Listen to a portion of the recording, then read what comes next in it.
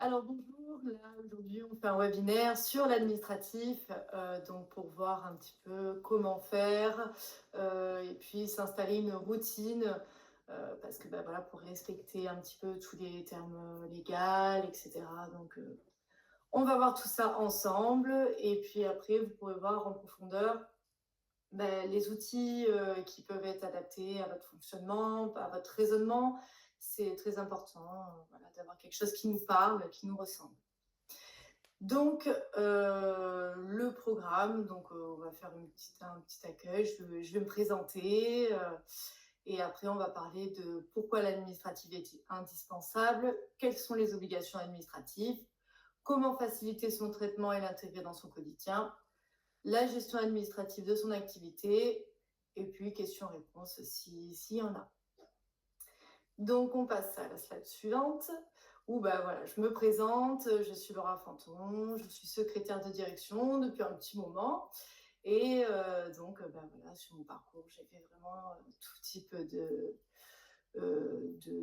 d'entreprise, dans le médico-légal ou bien dans l'ingénierie hyper variée. Et du coup, maintenant, je suis indépendante et j'aide toute entreprise, que ce soit des auto-entreprises ou des très grandes entreprises, dans leur administrative, dans leur gestion administrative.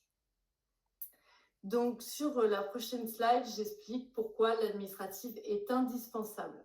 Alors, pourquoi c'est crucial? Donc, en fait, ça garantit une gestion claire et structurée de l'activité. Donc, par exemple, voilà, vous avez, par exemple, vous faites des achats, vous faites de la vente, etc. Ça vous permet un petit peu d'y voir plus clair, de pouvoir avoir votre marge, et puis de justifier aussi comptablement, parce que vous êtes dans l'obligation de justifier comptablement de vos dépenses et de vos recettes. Voilà. Donc après, ça permet de respecter les obligations légales et fiscales.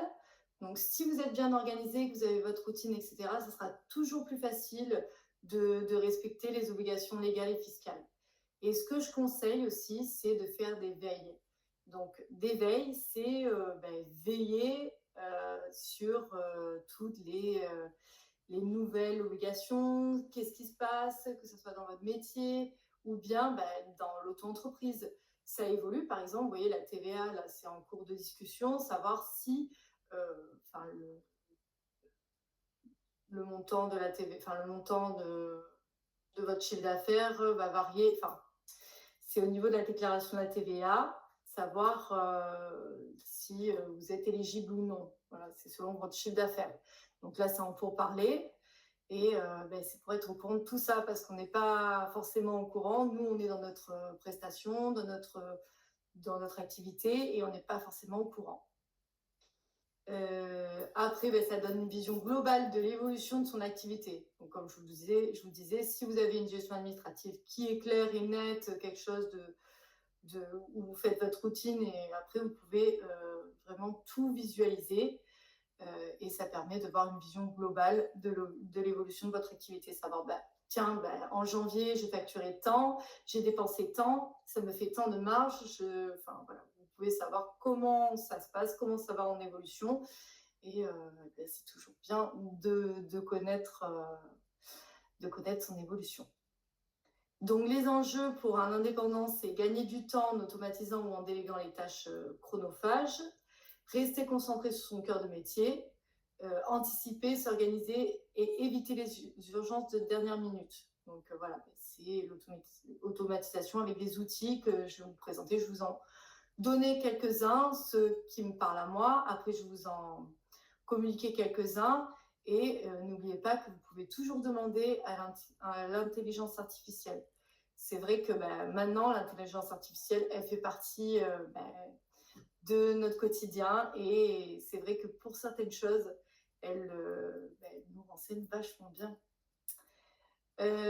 Après, les bénéfices concrets, moins de stress, plus de sérénité, forcément, puisque tout sera à jour.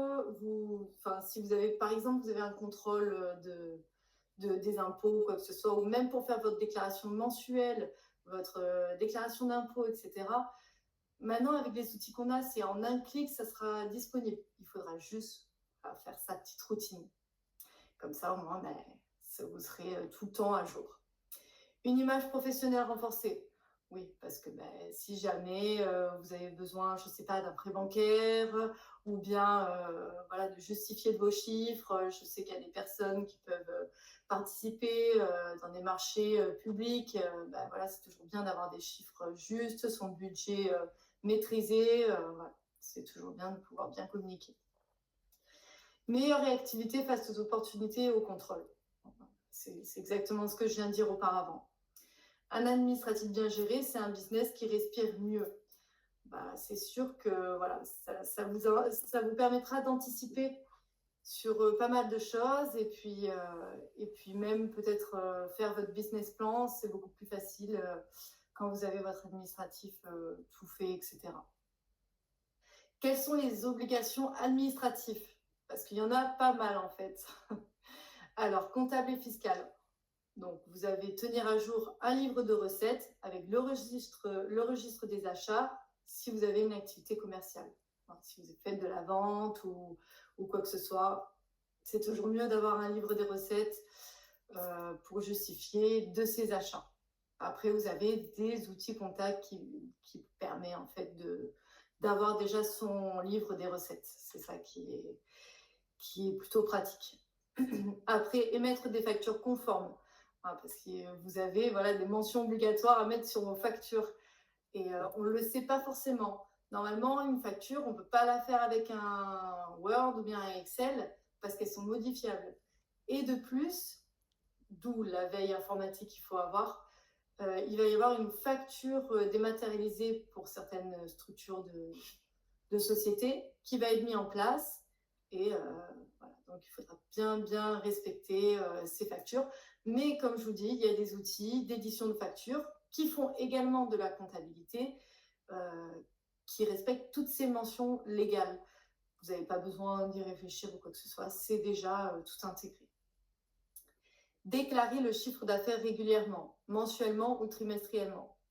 Personnellement, en tant qu'auto-entreprise, je préfère le faire mensuellement. Mensuellement, je fais toutes mes charges administratives.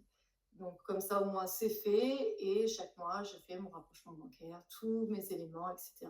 Et mes déclarations mensuelles avec, par exemple, pour payer les cotisations sociales et les impôts, j'ai la TVA, par exemple, que je dois déclarer chaque mois parce que je l'ai décidé ainsi. Il faut aussi savoir que pour certaines tâches, il faut décider, savoir ce qu'on va faire. Et ce n'est pas forcément évident. C'est pour ça qu'on peut s'aider. Il ne faut pas hésiter à appeler les impôts de votre région. Ils vont vous aider. Hein. Voilà, les gens, ils sont là pour vous aider aussi. Hein. Il ne faut vraiment pas hésiter à les appeler, à les contacter. Ils vont vous accompagner un petit peu dans la démarche, savoir ce qui est le mieux pour vous. Et après, vous avez aussi des professionnels qui peuvent vous renseigner. Donc ensuite, il y a de l'administratif général. Donc il faut conserver tous les documents comptables et justificatifs minimum 10 ans. Voilà, donc soit vous le faites vous-même dans des dossiers, par exemple en 2025, les achats et les ventes par mois, ou etc. Vous pouvez les archiver comme vous voulez ou bien dans un drive. Et vous avez aussi des logiciels de compta où vous pouvez mettre directement vos justificatifs dans vos dépenses et recettes.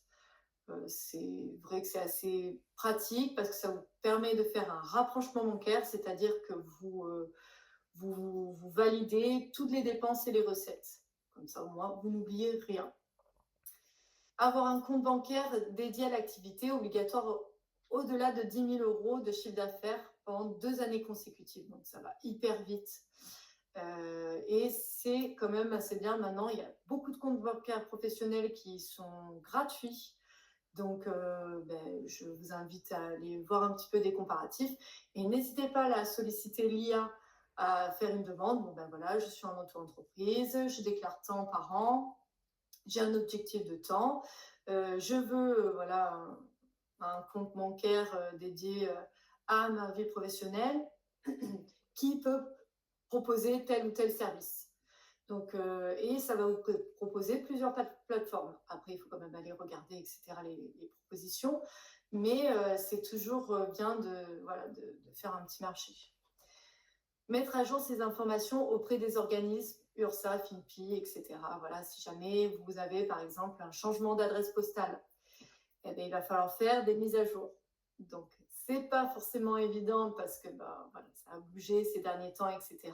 Mais c'est sur guichet unique. Vous devez aller faire la modification sur votre URSSAF. Il faut penser à tous les organismes en fait, et c'est pas forcément évident. Donc ensuite, vous avez la gestion de l'activité de tous les jours. Donc le suivi des devis, les contrats, les échéances, l'archivage des documents clients et fournisseurs, l'organisation de son planning et des relances administratives. Donc par exemple, si vous faites, après dans la thérapie, normalement c'est souvent de la facturation directe avec un paiement direct. Mais si jamais vous avez un paiement différé, ou bien que vous faites, voilà, vous envoyez la facture et que c'est un paiement par carte, en ligne, etc., il faut quand même faire un suivi de vos factures clients.